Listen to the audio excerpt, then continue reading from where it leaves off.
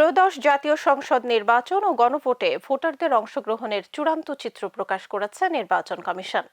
EC জানায়, সারা দেশে voter উপস্থিতির হার ছিল 60.69%।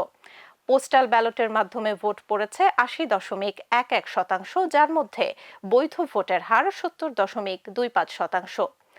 এই নির্বাচনে 12,76,95,185 জন ভোটারের মধ্যে তরুণ ভোটার ছিলেন প্রায় 4 কোটি।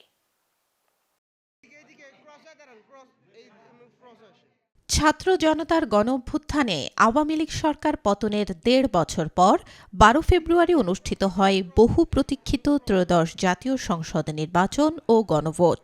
নির্বাচনে স্বতঃস্ফূর্তভাবে অংশগ্রহণ করেছেন বিপুল সংখ্যক মানুষ।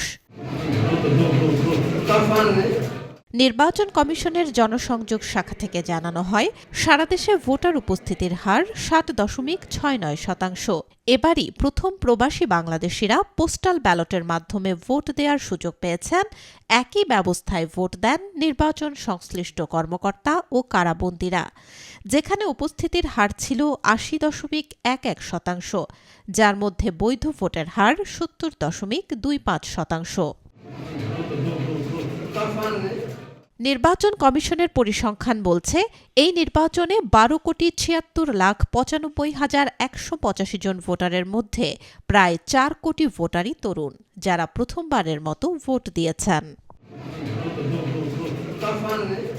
দীর্ঘদিন পর শঙ্কামুক্ত পরিবেশে ভোটদানের প্রত্যাশায় ভোট কেন্দ্রে যান লাখো তরুণ, যুবক ও প্রবীণ ভোটার। এই নির্বাচনকে গণতন্ত্রের নতুন যাত্রা হিসেবে দেখছেন তারা। তাদের মতে, শান্তিপূর্ণ ও গ্রহণযোগ্য নির্বাচন গণতন্ত্র উত্তরণের প্রথম ধাপ। পাশাপাশি হ্যাঁ ভোট জয়ী হলে সংবিধানের মৌলিক সংস্কার বাস্তবায়নের পথও সহজ হবে। জাতীয় সংসদের ৩০০ আসনের মধ্যে ২৯৯টি আসনে ভোট গ্রহণ অনুষ্ঠিত হয়। একজন প্রার্থীর মৃত্যুতে শেরপুর ৩ আসনের ভোট স্থগিত করা হয়। নিষিদ্ধ ঘোষিত আওয়ামী লীগ ছাড়া ৫০টি রাজনৈতিক দল অংশ নেয় নির্বাচনে। নির্বাচনে নিরঙ্কুশ সংখ্যাগরিষ্ঠতা নিয়ে দীর্ঘ ২০ বছর পর চতুর্থবারের মতো সরকার গঠন করতে যাচ্ছে বাংলাদেশ জাতীয়তাবাদী দল বিএনপি।